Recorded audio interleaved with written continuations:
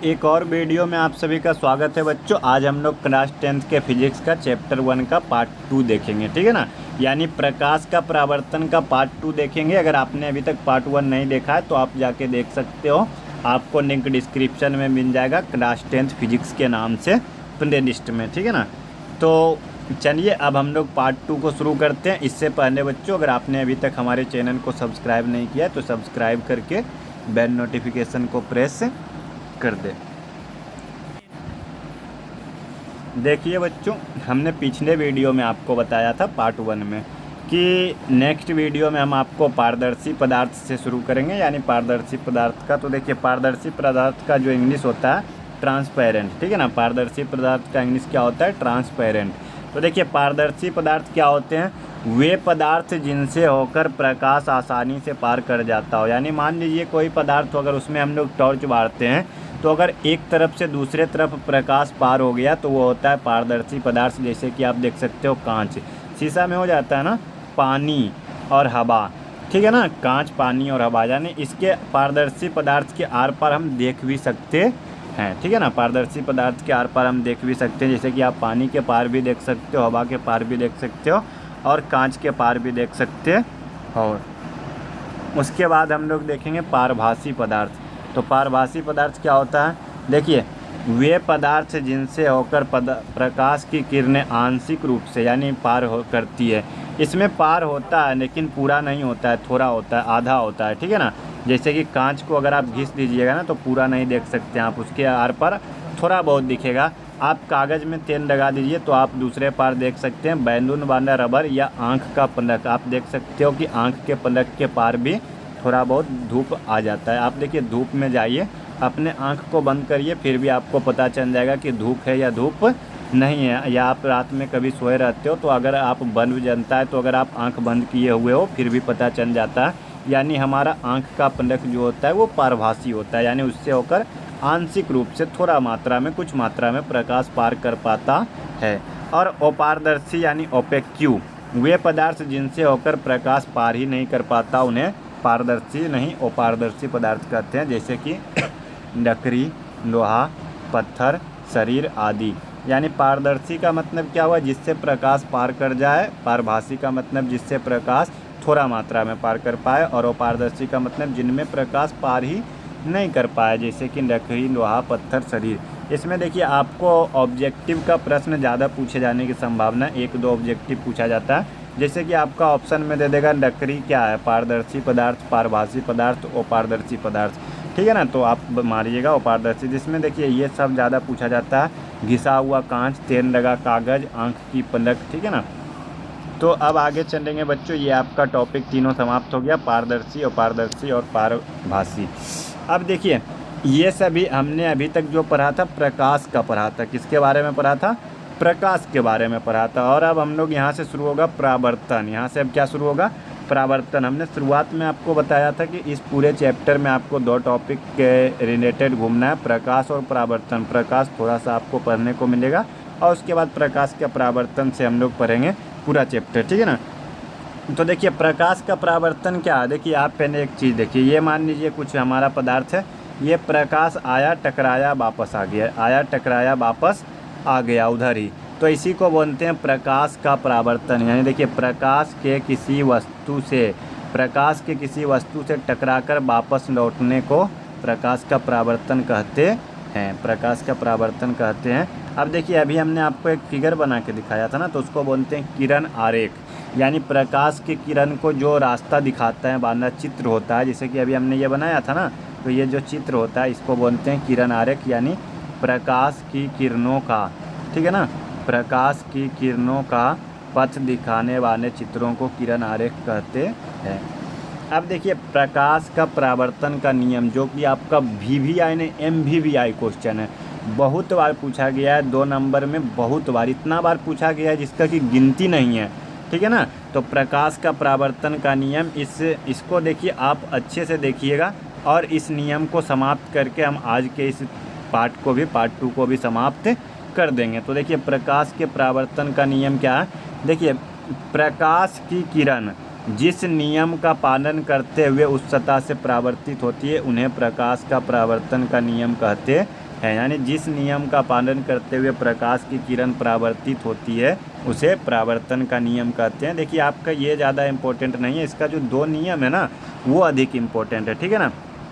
तो देखिए आप देख सकते हो एक फिगर आपको दिख रहा होगा जिसमें कि ये क्या है आपका, ये आपका है एक समतल दर्पण है, ठीक है ना।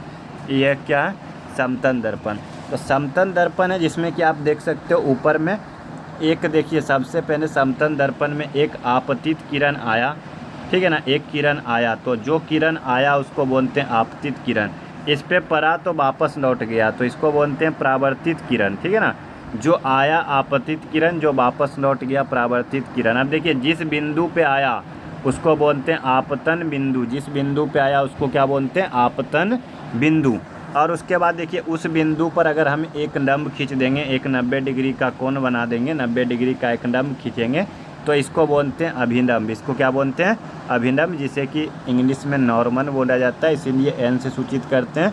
और देखिए इस अभिलंब और आपतन किरण के बीच जो कोण बनेगा उसको बोलते हैं आपतन कोण, और इस अभिलंब और परावर्तित किरण के बीच जो कोण बनेगा उसको बोलते हैं परावर्तन कोण। आपतन कोण को आई से सूचित करते हैं और परावर्तन कोण को आर से सूचित करते हैं। तो देखिए परावर्तन का नियम जानने से पहले जो है ना, अभी हमने जो फिगर में जो पॉइंट को देखा उस पॉइंट को सभी को डिफाइन करेंगे।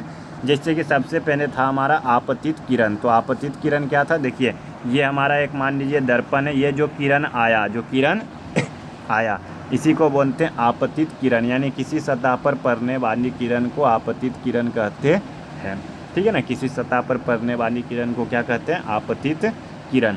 अब देखिए आपतन बिंदु, जिस बिंदु पर किरण आया, जिस बिंदु पर आपतित किरण सतह पर आया उसे बोलते हैं आपतन बिंदु, से क्या बोलते हैं, आपतन बिंदु। फिर तीसरा परावर्तित किरण। अब देखिए परावर्तित किरण क्या था, यानी देखिए ये आया और वापस लौट गया, तो जो वापस लौटा ना टकराने के बाद, यानी जिस माध्यम में चलकर आपतित किरण सतह पर आती है उसी माध्यम में लौट गई किरण को परावर्तित किरण कहते हैं, ठीक है। अब चौथा पॉइंट हम लोग देखेंगे अभिलंब यानी नॉर्मल। किसी समतल सतह के किसी बिंदु पर, अगर मान लीजिए किसी समतल सतह के किसी भी बिंदु पर अगर हम 90 डिग्री का एक लंब खींच देते हैं तो किसी समतल सतह के किसी बिंदु पर खींचे हुए लंब को उस बिंदु का अभिलंब कहते हैं। और अब दूसरा यानी आपका 2 पॉइंट और बचा। देखिए हमें आपको फिर से फिगर बना रहा है, ये एक हमारा समतल दर्पण है, ये किरण आया और गया, ठीक है ना, ये आपतित किरण और ये परावर्तित किरण। तो एक अभिलंब खींचेंगे तो देखिए अभिलंब और आपतित किरण के बीच का कोण आपतन कोण, यानी आपतित किरण आपतन बिंदु पर खींचे गए अभिलंब के साथ जो कोण बनाती है उसे आपतन कोण कहते हैं, जिसे आई से सूचित करते हैं एंगल ऑफ इंसिडेंस, ठीक है ना। और फिर उसी तरह परावर्तित किरण आप अभिलंब के साथ जो कोण बनाती है उसे हम लोग बोलते हैं परावर्तन कोण, यानी एंगल ऑफ रिफ्लेक्शन। तो इस प्रकार से देखिए हमने सारे 6 पॉइंट को डिफाइन कर दिया।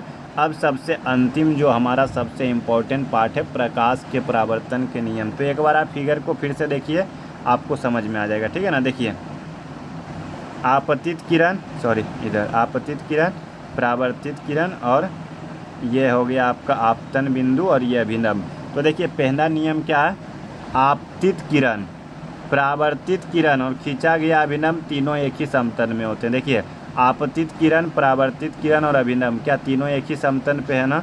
तो यही पहला नियम इसका यही होता है कि आपतित किरण, परावर्तित किरण तथा आपतन बिंदु पर खींचा गया अभिलंब तीनों एक ही समतल में होते हैं। फर्स्ट नियम आपका यही है, आपतित किरण, परावर्तित किरण तथा आपतन बिंदु पर खींचा गया अभिलंब तीनों एक ही समतल में होते हैं। अब दूसरा क्या है, आपतन कोण बराबर परावर्तन कोण, यानी जो ये हमारा कोण बना था ना, ये देखिए आपतन कोण आई और ये आर, यानी तो आप ये कोण जो होते हैं आपस में बराबर होते हैं, यानी आपतन कोण बराबर परावर्तन कोण।